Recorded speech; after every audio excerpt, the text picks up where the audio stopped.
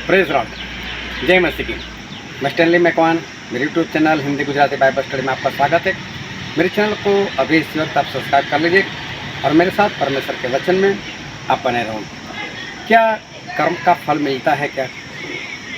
ये तो हमारे बाइबल की शिक्षा है क्या? क्या मसीह में आने के बाद, बपतिस्मा लेने के बाद भी कर्मों का बदला लिया जाता है? क्या होता है? क्या मसीह में आने के बाद भी कर्म का बदला मिलता है? वो जानने के लिए इस वीडियो को पूरा देखो। हालेलुया।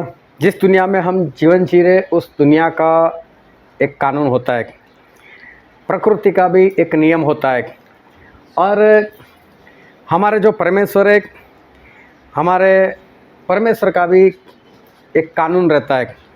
और परमेश्वर का कानून वो तो बाइबल में लिखा हुआ है।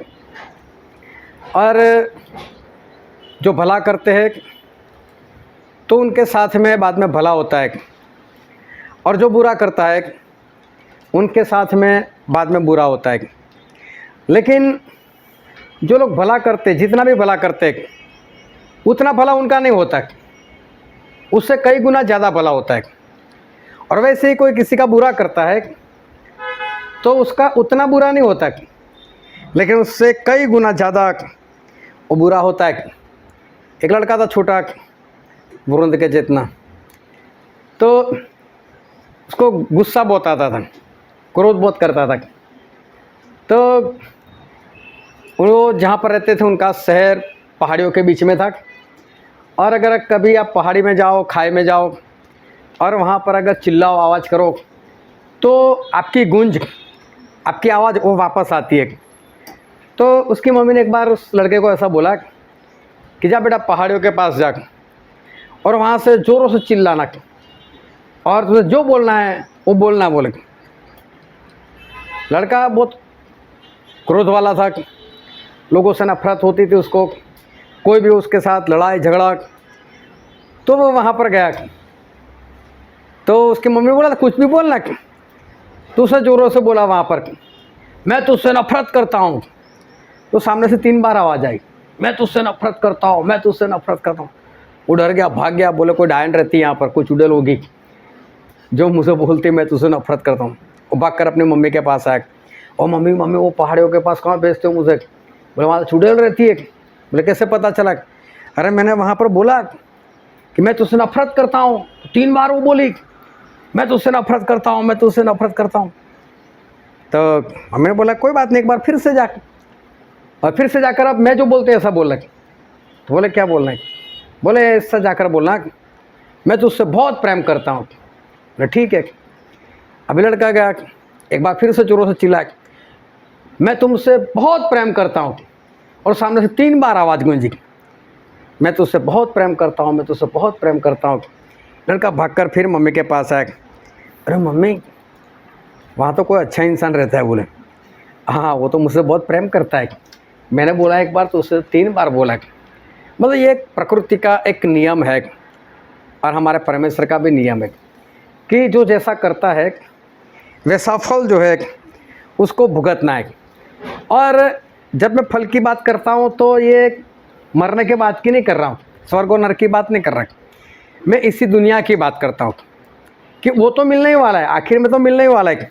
लेकिन अभी भी जिस दुनिया में हम जीवन जी रहे उसमें भी वो फल जो है वो तो मिलने ही वाला है। आप जितना बुरा करोगे उससे कई गुना ज़्यादा बुरा आपके साथ होगा, और आप अच्छा करोगे, जितना अच्छा किया उससे कई गुना ज़्यादा आपके साथ अच्छा होगा। जैसा करोगे वैसा ही हमको भरना पड़ेगा, और जो भी करेंगे वो कुछ ज़्यादा होकर हमारे पास आएगा। एक छोटा सा गांव था, और सच्ची कहानी है, छोटा सा गांव, और वो गांव में दिन में 2 बार ट्रेन आती थी, एक सुबह 12 बजे और एक रात में 2 बजे, बस 2 ही ट्रेन आती जाती थी। अभी रात को 2 बजे की ट्रेन में अगर किसी को जाना है तो छोटा गांव है, उसको कुछ मिलेगा नहीं रात को 2 बजे। तो अगर रात को 2 बजे भी जाना है तो उसको शाम को आकर बैठ जाना पड़ता था, शाम के 6-7 बजे। अभी कोई मुसाफिर था मालूम नहीं कहाँ का था, लेकिन उस गांव में आया होगा और उसको ट्रेन में जाना था। तो जो उसको ट्रेन में जाना था रात को 2 बजे वाली, तो शाम को आ गया 6-7 बजे और बैठ गया। अभी वहाँ का जो स्टेशन मास्टर था, ध्यान से समझना, जो स्टेशन मास्टर था उसकी निगाह उस पैसेंजर के ऊपर पड़ी। अब ये पैसेंजर था ना, वो बार बार क्या करता, अपनी बैग जो था उसके अंदर ऐसे झाँकता था, देखता था बैग को, फिर पूरे ऐसे दबा कर रखता था ऐसे। स्टेशन मास्टर समझ गया कि इसकी बैग में कुछ है, कुछ कीमती है, हो सकता है पैसा हो सकता है चांदी हो, लेकिन कुछ ज़्यादा ही दबा कर रखता है, बार बार देखता है। अभी इसके मन में एक बुरा ख्याल आया, ट्रेन तो 2 बजे आने वाली, बोले ऐसा करते इसको ख़त्म कर देते। तो 2 बजे तक है तो इसको नींद तो आएगी आएगी। जब वो झपकी ले लेगा उसी वक्त उसको मार देंगे। तो वहाँ पर जो सामान उठाने वाला होता है उसको स्टेशन मास्टर ने बुला ले, बोले देख ये इंसान को देख, बोले इसके पास कुछ तो है, सोना पैसा कुछ है, ज़्यादा है। तो बोले तू ऐसा करना कि जब वो सो जाए, उसकी आंख लग जाए, उसको मार देना। उसकी डेड बॉडी को हम कहीं पर कुछ भी कर देंगे, छोटे गांव में किसको फ़र्क पड़ने वाला है, कौन देखने वाला है, कौन था कहाँ से आया था, जो भी अंदर होगा हम आपस में बांट लेंगे। बोले ठीक है। 8 बज गए, 9 बज गए, 10 बज गए, 11 बज गए, और वो जो इंसान था जो सामान उठाने वाला, उसे कुल्हाड़ी ले ली और कुल्हाड़ी लेकर वो एक बेंच पर बैठ गया, इसका इंतज़ार कर रहा है, कभी सोए। लेकिन 11 बज गए, ये तो अभी तक सोया ही नहीं। लेकिन जो कुल्हाड़ी लेकर आया था उसको नींद आ गई। वो अपनी बेंच पर वो सो गया। अभी इसको भी नींद आने लगी, लेकिन मालूम उसकी बैग में क्या था, उसने बैग उठाई और स्टेशन पर चक्कर मारने लगा, सोना नहीं है बोले। अब स्टेशन मास्टर देख रहा था, तो वो जहाँ पर बैठा था वहाँ पर स्टेशन मास्टर आकर बैठ गया। और स्टेशन मास्टर को नींद आ गई, वो वहाँ पर सो गया। वो इंसान चक्कर मार रहा है, और तभी कैसे ये जो कुल्हाड़ी लेकर सो रहा था उसकी नींद उड़ गई, उसकी आंखें खुल गई। जैसे उसकी आंखें खुल गई उसको याद आ रहा मैं कहाँ सोया पड़ा हूँ, मुझे उसको मारना है। और वहाँ तो स्टेशन मास्टर सोया हुआ है। अभी नींद में इसने देखा कि सो गया, वो तो कुल्हाड़ी लेकर आया, उसने उसको मार दिया। और मार दिया, ट्रेन भी आई, और भाई साहब तो चले गए, इसने देखा है तो स्टेशन मास्टर को मैंने मार दिया। लेकिन जो जैसा सोचता है, जो जितना बुरा करता है, उससे कई गुना ज़्यादा उसके ऊपर वापस आता है। पाप, गुनाह, गलती इंसान परमेश्वर में आने से पहले तो करता ही करता है, लेकिन परमेश्वर में नहीं आया तो क्या है, उसको फिर भी उसका बदला मिलता है। अगर ऐसा समझते हो कि नहीं, परमेश्वर में आने से पहले जो कुछ किया वो सब कुछ क्षमा हो जाता है, वो बात सही है। वो तो जब परमेश्वर में आएंगे, लोग मन फिराएंगे, बपतिस्मा लेंगे, तो परमेश्वर उसको पापों को क्षमा करेंगे, नहीं तो वो पापों की सज़ा भी उसको मिलेगी। और कहाँ सभी लोग परमेश्वर में आते हैं, सभी लोग तो आते ही नहीं। तो जो भी उसने किया है उसका फल, उसका दंड उसको भुगतना पड़ता है। और परमेश्वर में आने के बाद अभी जानबूझकर अगर गलती करो, फिर तो और भी परमेश्वर का दंड जो है वो उसके ऊपर आता ही आता है। फिर उनको देखो, वो कौन सा परमेश्वर को जानता था, वो कौन सा विश्वासी था, लेकिन उसने जो भी 400 साल तक इस्राएल लोगों के ऊपर जो भी जुल्म किया था उसका फल भुगतना पड़ा ना उसको। और आखिर में वो भी समुंदर के अंदर वो डूब कर वो मर गया, या तो वो मारा गया।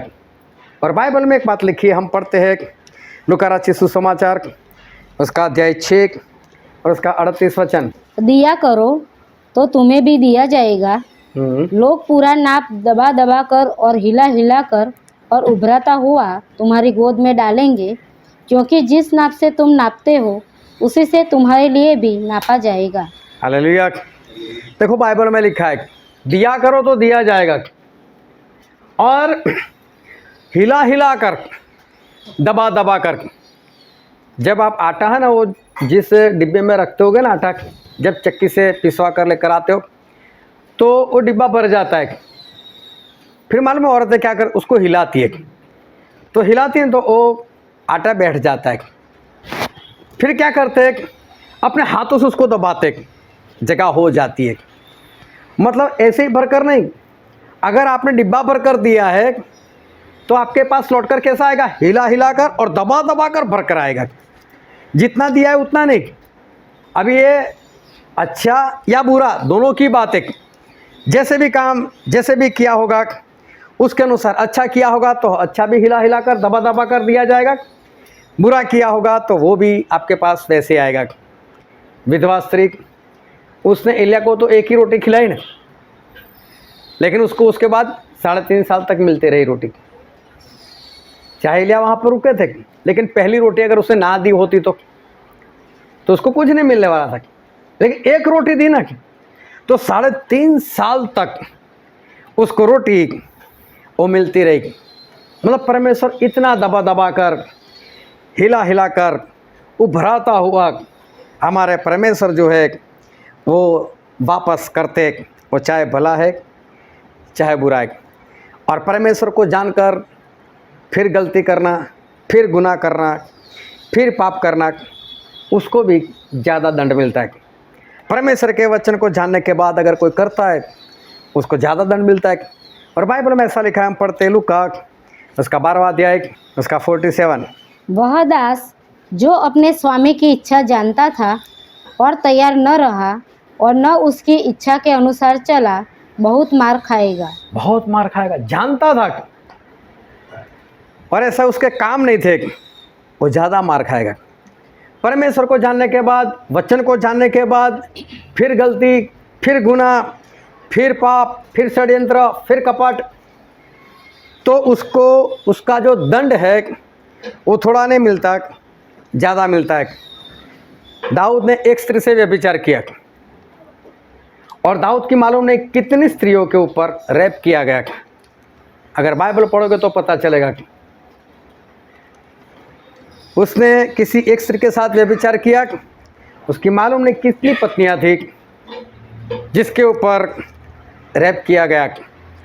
दाऊद ने उरिया हित्ती को मरवा दिया, एक इंसान को, बातशेबा के पति को, और उसके 3 बेटे मार दिए गए। जो बातशेबा से पहले पैदा हुआ, फिर आमनोन और अबशालोम, 3 बेटे दाऊद के जो वो मर गए। एक बार एक इंसान था, मैं इंसान इसलिए बोल रहा हूँ क्योंकि मेरी निगाह में वो इंसान था, लेकिन वो अपनी निगाह में पास्टर था और औरों की निगाह में भी पास्टर था। एक बार उसके साथ ऐसी कोई घटना हो गई जिसके कारण वो क्रोध में आ गया। उसके घर में हम बैठे थे और बहुत क्रोध में था, ऐसा बोलता था बाइबल के वचन को लेकर। मैंने बोला हम बाइबल को खोल कर देखते हैं। बोले नहीं, बाइबल नहीं खोलना है, मैं जो बोलूँ बस वही सही। और इतना क्रोध में था, धमकी भी दी थी उसने। लेकिन एक गाली उसके मुंह से निकली, ऐसी गाली कि जो एक आम विश्वासी भी नहीं दे सकता, और उसने वो गाली दी। और कुछ वक्त के बाद ऐसा हुआ कि उसको कैंसर हो गया, किडनी पर कैंसर हो गया।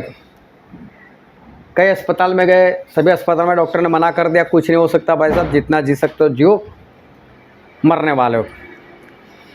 और उसने और भी बोलना शुरू किया, मैं यीशु की सेवा करता था, यीशु ऐसा है, यीशु ऐसा है, मुझे देखता नहीं है, मुझे चंगा नहीं करता।